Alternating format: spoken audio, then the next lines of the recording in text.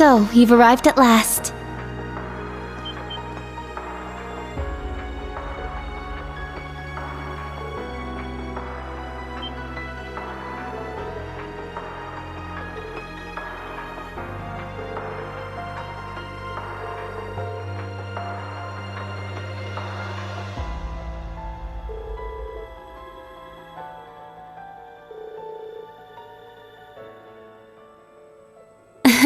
Yes, it's good to see you all again.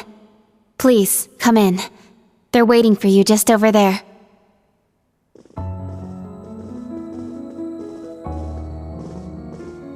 I'm glad you all finally made it. The Church has decided this issue now merits the attention of the Congregation for the Sacraments. As such, the Archbishop and all the staff here have been moved to another location.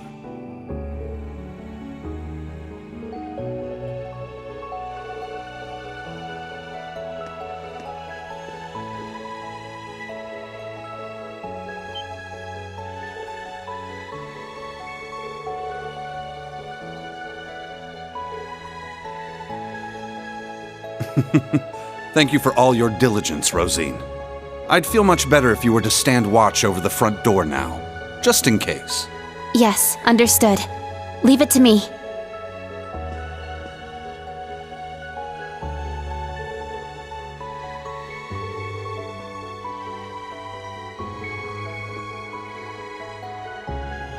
Let me introduce you. This man is a member of the Gralsritter, a division of the Septian Church. He's the second in command, in fact. Thomas Lysander. He holds the seat of Second Dominion and is sometimes known by his title, the Partitioner.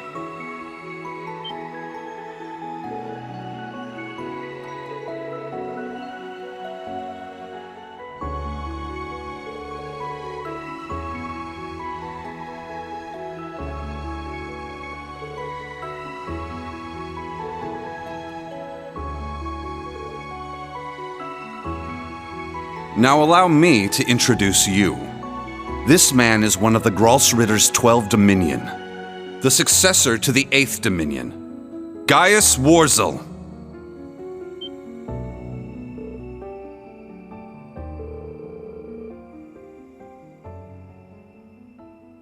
Yeah, a lot happened all at once.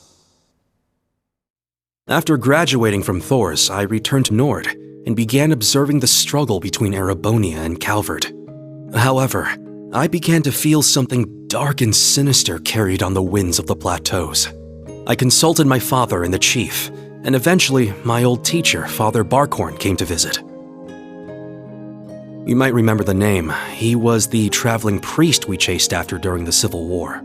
But it turns out, he was also the 8th Dominion of the Gralsritter, with the title the Roaring Lion. He was an extremely skilled knight who investigated the Salt Pale in Northumbria and trained Brigadier General Bardius. Apparently, he was worried and came to Nord to check up on me. He explained to me that what I had been sensing was called the Gale of Ruin. I'm not sure why I'm able to sense it. Maybe it's because I'm a descendant of those who fought alongside the Lionheart Emperor. I mentioned this to him and he came to a realization. But then it happened. A Calvardian ship that broke past the 7th Armored Division attacked my village. My father was away at the time. I fought back in an attempt to protect my family, but it was no use. Right as I prepared myself for death, my teacher threw his huge body in the way to protect me. And as he lay there dying, he passed his stigma onto me. Across the nearly 1,000-year history of the Gralsritter, its highest-ranking members have each borne one of 12 sacred markings. This was one of those markings.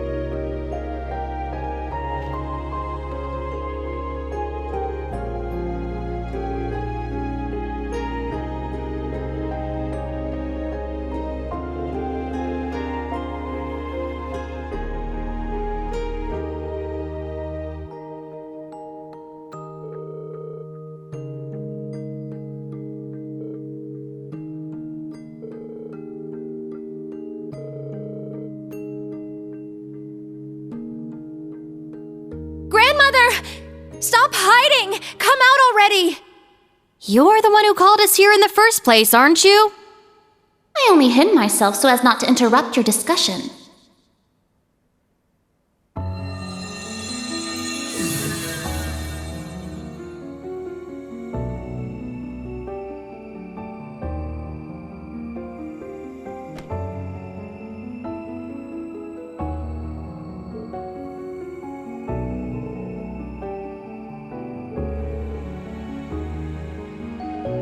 Indeed. But you may simply call me Rose. I had you all gather here for one reason. To explain to you the background between the Hexen clan and the church.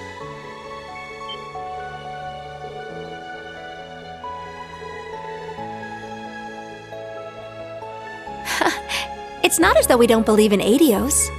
There have been some differences in opinion over the years, but we and the church have worked together on a number of occasions.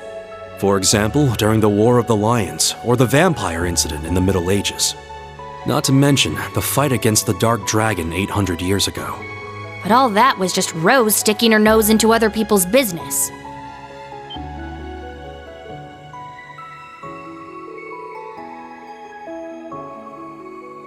Legend has it, Emperor Dreikel's camp was once visited by a good witch. And the novel Red Moon Rose features a vampire hunter affiliated with the church who was, in truth, the true ancestor of the vampires. The woman you now see before you was both of these people, even if she looks a bit different.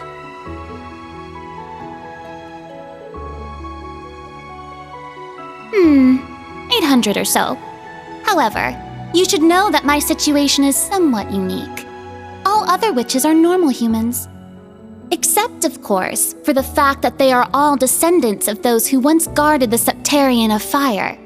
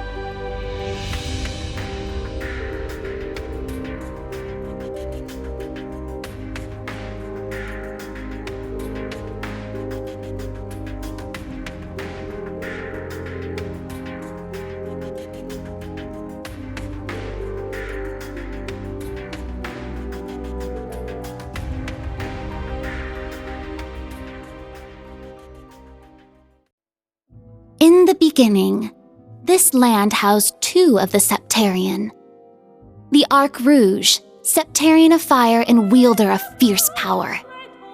The Lost Zem, Septarian of earth and bearer of unyielding endurance. Each assumed the form of a colossal guardian and went about granting boons and performing miracles for its people. For a few centuries, the land of Erebonia prospered, but eventually, its people began to vie for power and control. The Septarians had always granted their people's wishes, but now their peoples each wished for the other's destruction. And so, the two colossi began fighting. Their battle ravaged the earth and split the sky, devastating the entire region. The humans tried to stop them, but it was in vain. The Septarians' fight continued 1,000 days, scorching the land black. When the battle ended at long last, it was a tie. Exhausting their power in one final strike, the two Septarian were blown away, left as nothing but empty shells. Yet the tale did not end there. The power expelled by each Septarian collided and became one, resulting in the creation of an entirely new entity. The Great One, the Septarian of Steel. It was an existence created from the union of fire and earth. It was beyond anything else in this realm. It was the ultimate source of power. Though things seemed fine at first, the survivors of the war soon realized the eternal conflict within it. They knew this conflict would cause it to grow ever more unstable, and that it was not something that could be handled by mankind. With the Holy Beast's assistance, the kins of fire and earth joined together to see the Great One sealed away. However, each of their attempts ended in failure. Left with no other options, they resorted to their final plan.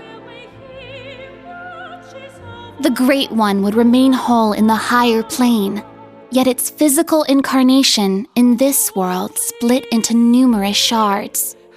It was this final gambit that saw disaster averted. Indeed, their combined efforts bore fruit. The kin of Earth created 7 vessels, while the kin of Fire split the Great One's power and infused each vessel with a part of it. 7 dolls in the form of knights, each bearing the Great One's power, the Divine Knights.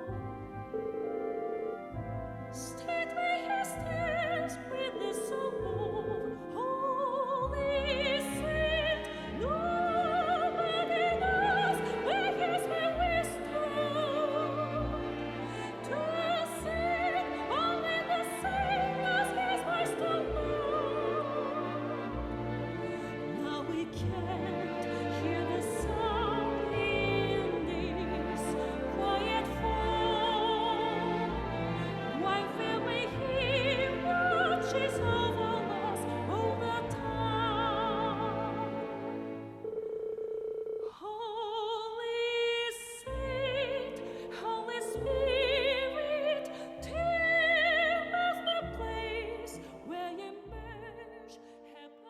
900 years ago, Heimdall was a small city of only about 50,000 people.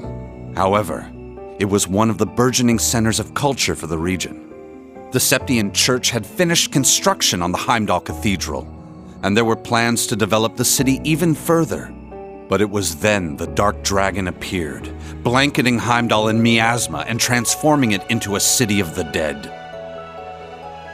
Emperor Astorius chose to lead his people south and made St. Art the new capital of Erebonia. In helping Emperor Astorius deal with this crisis, the Hexen clan and gnomes each suffered substantial losses. The Hexen clan lost its elder, and the gnomes their holy beast. And so ended their alliance. The final time they spoke would be a century later. It was when Emperor Hector awakened the Vermilion Knight to reclaim Heimdall from the Dark Dragon. He did so at the urging of the chief of the gnomes and the new elder of the Hexen clan, myself. However, the Emperor fell to the Dark Dragon's miasma, and the Vermilion Knight to its curse. The Emperor's son had the chief of the gnomes and myself seal the cursed knight deep below the Imperial Palace. That would be the last act our two clans performed together. I do not know why, but the gnomes cut off contact with our clan and hid themselves away. In the 800 years that followed, whenever war struck Erebonia, a divine knight would enter the stage, demonstrate its might, then vanish. I was certain the gnomes were involved, yet all we could do was guide awakeners on the proper course.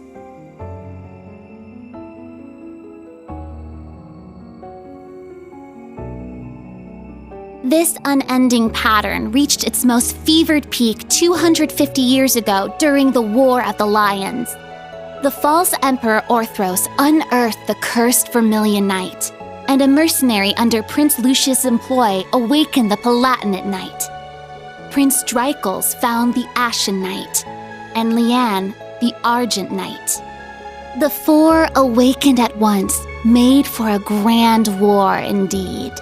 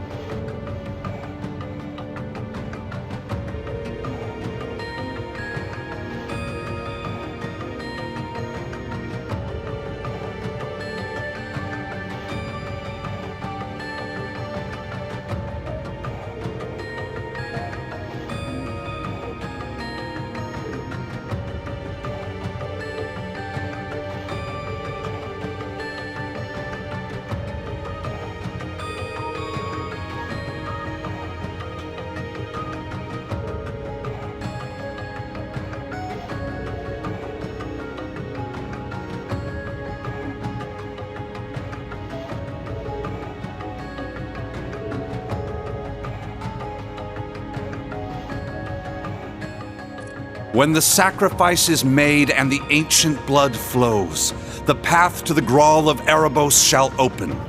When the tainted holy beast is pierced by the blade of World's End, and its blood fills the Grawl, the great twilight shall fall upon the land.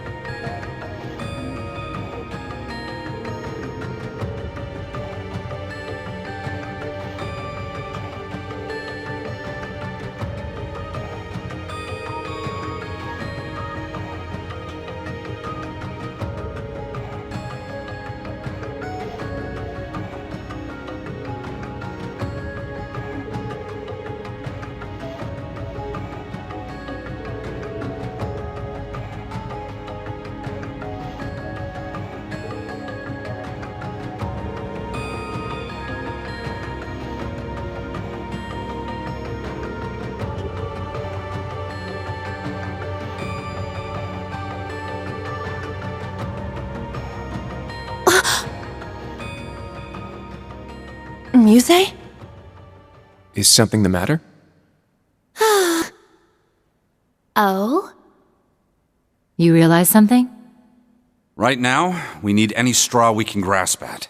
Anything at all could help, no matter how small. Yes, you're right. That term. Originator Zero. Could that be OZ, perhaps? That's what the Black Workshop called Millium and Altina. They're model numbers. OZ. Oh, what are you talking about? So you finally made it. That voice. Vita! Ah, so the prodigal granddaughter returns.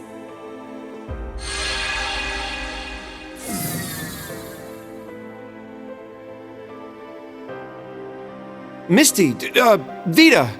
I heard you had been acting on your own. Nice to see you again, Grandmother. Emma, Celine, and Class 7, too. And thank you for mediating, Mr. Lysander. Oh, don't even mention it. It always breaks my heart to see a family torn apart so. Vita! Why? You really don't plan on ever coming back, do you? That's correct. As I said before, my allegiance will forever lie with the Grandmaster.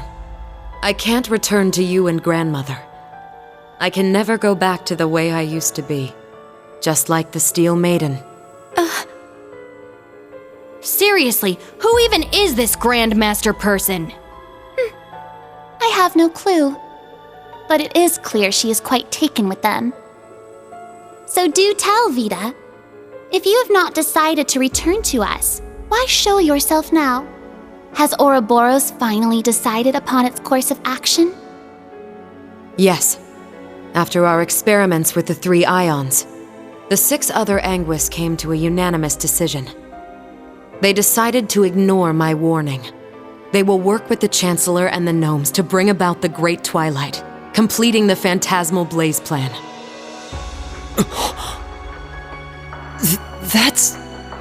So that's how it is. The reason Ouroboros was so quiet the past month wasn't because they left Erebonia. It was to carry out their plan, and determine whether they should work alongside enemies and traitors. How can that be? If that were the case, it means... They're all our enemies? Is this? It's not the cathedral's bell. Huh? I think I recognize it from Crossbell. You do? Yeah, I'm sure of it.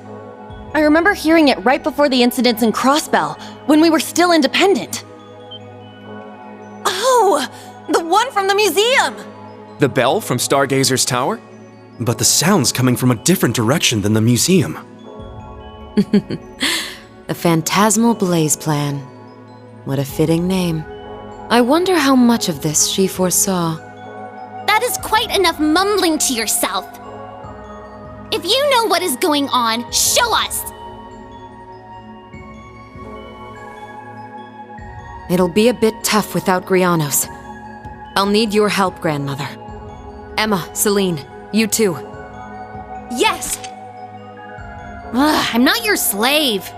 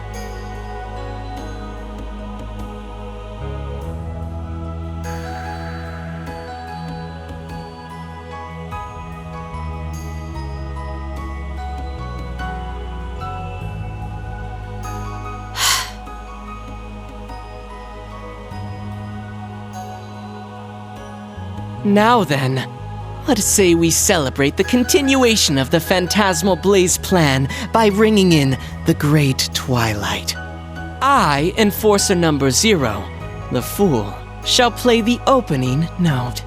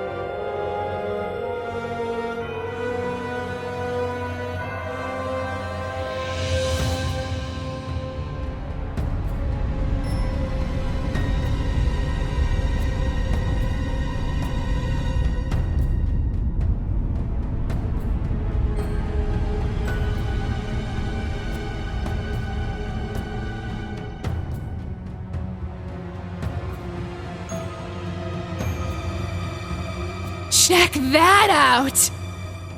Huh. Sure is something. Well, how about that? So, the beginning of the end, is it? Deja vu. The Grawl of Erebos. Just as the Black Records foretold. The crypt where the great power will be reborn. Green. Uses. Couldn't have guessed this is how my day would turn out when I woke up this morning. Let us begin. It is time.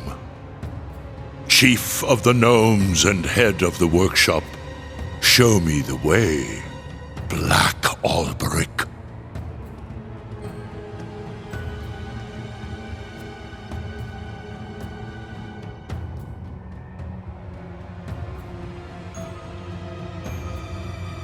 As you wish, my lord.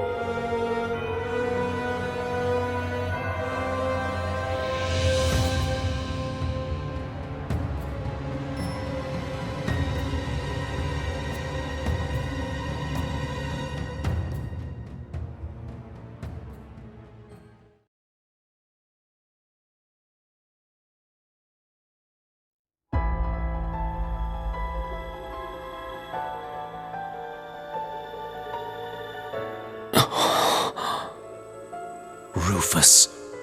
Millium. Was that... Allie? Yes. But why? Boss, Zeno, and Leo. Azure Siegfried.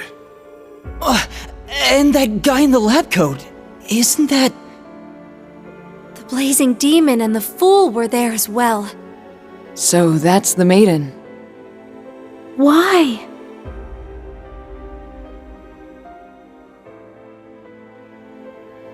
We just spoke this morning and...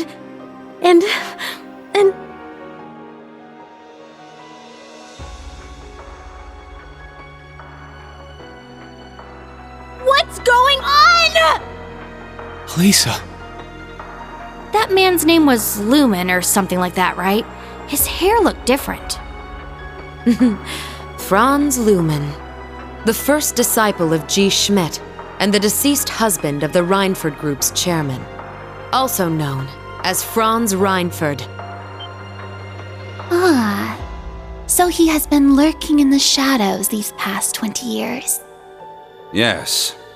Perhaps for the sake of working with the Chancellor to engineer this very moment. Elisa! Snap out of it! Now's not the time! As a bracer, I can't just sit here and let them pull off whatever that Twilight crap is they're planning. How about all of you? She's right. We can't stop here. We gathered together to do whatever we could to help. Our goal remains unchanged. Yep, true. Elisa, let's go. Yeah.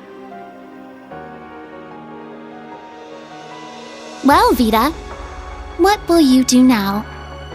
Well, I'd like to charge in there alongside the rest of you, mostly out of spite. Unfortunately, I suspect things won't be quite that easy. What do you... Something's... There's a turbulent swirl in the mana. Was that? I believe so. Sir Lysander, Sir Gaius, cryptids and magic knights have appeared all over the city.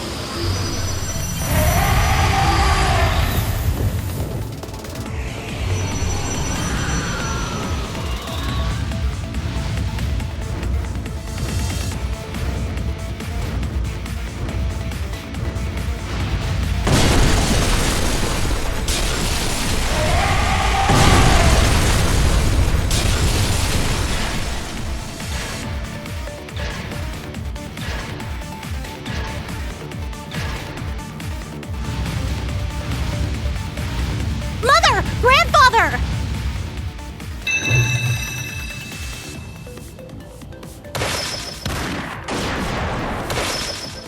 It appears your suspicion was proven correct, Miss Clotilde.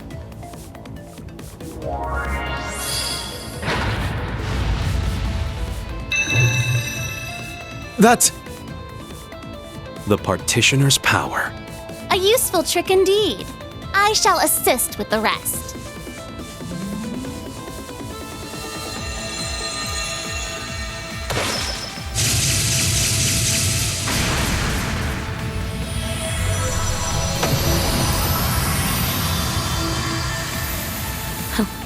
That's our grandmother for you.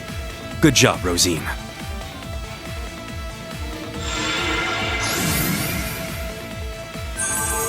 Emma, help me! Of course!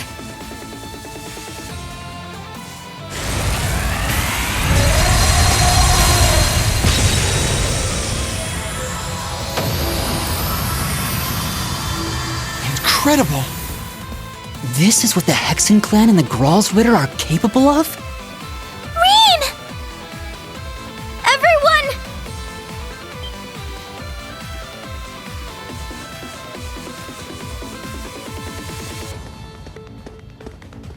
It's Elise and Princess Alphen! Wait! Stay back! Watch out!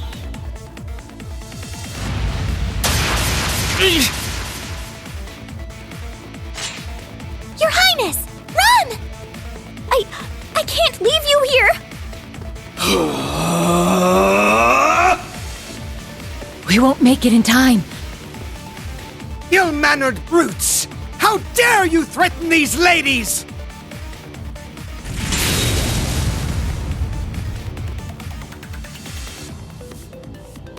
Patrick!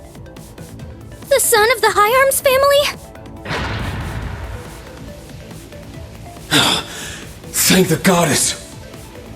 Let's finish them! Indeed!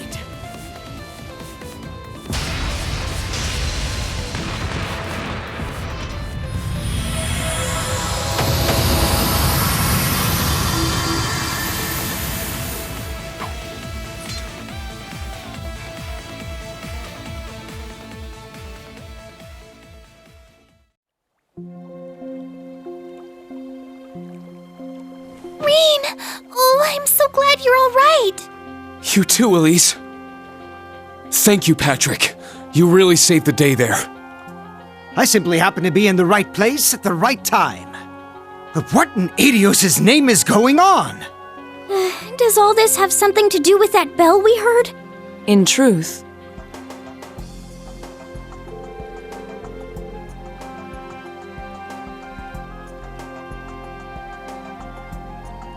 Cedric. Why? Seems like all of Heimdall is like this. The Railway Military Police and the 4th Armored Division have begun to move, but... Damn. We need to keep Her Highness and the others safe. Don't worry. I'll take care of that. I can create a barrier around the girls' school. That way, they should be safe from things like magic knights and cryptids. Really? That'd be a huge help. Vita! My. We were counting on you, but... I suppose we have no other options.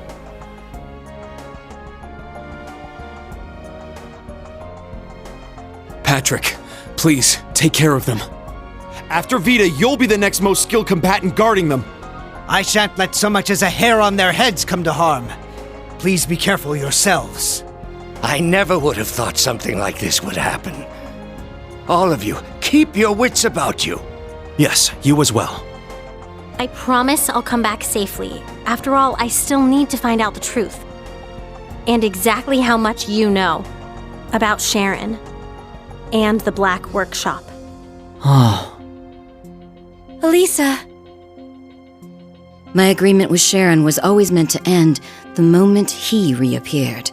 The man she fought 10 years ago. The one who vanished into the flames he left behind.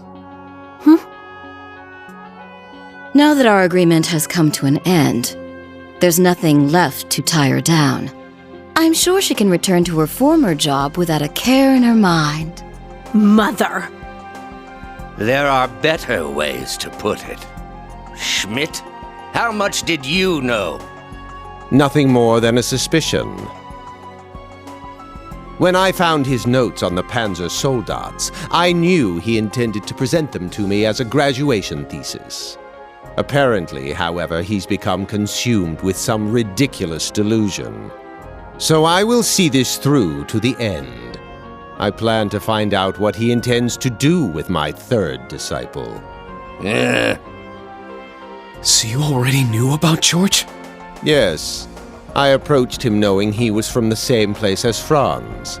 The Black Workshop, headquarters of the Gnomes, hidden away somewhere in Erebonia. If you're not convinced, then the only thing to do is go hear it for yourself. Sharon's true feelings, and the truth about that man.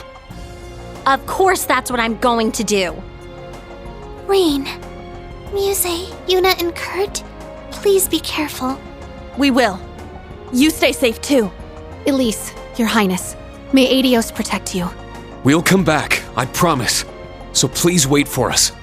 I believe in you, Reen. And everyone else from Class 7. Please, stop Cedric and the others. As you wish. I swear it on my honor as a noble, and even more, as a member of Class 7. We shall put a stop to that bell and its grim tolling. Vita, please take care of things here. Of course. Once this is all done, let's have a talk. Just the two of us. Consider it my way of apologizing for avoiding you for so long. I'd like that, but I won't hold my breath. Oh my. You reap what you sow, Vita. Well, it seems Emma has matured enough that she can see right through her secretive sister's lies. Oh, you're one to talk, Grandmother.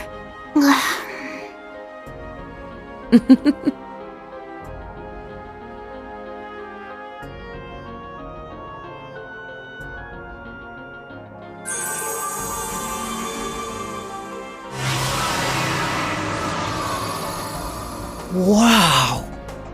So this is what the second Anguis can do.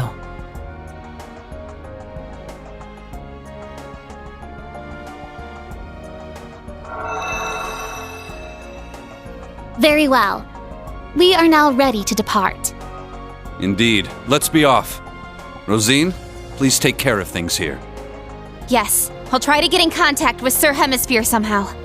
Reen, Gaius, everyone, stay safe. You too! Thank you. All right, let's go! To the Imperial Villa. No, the Grawl of Erebos.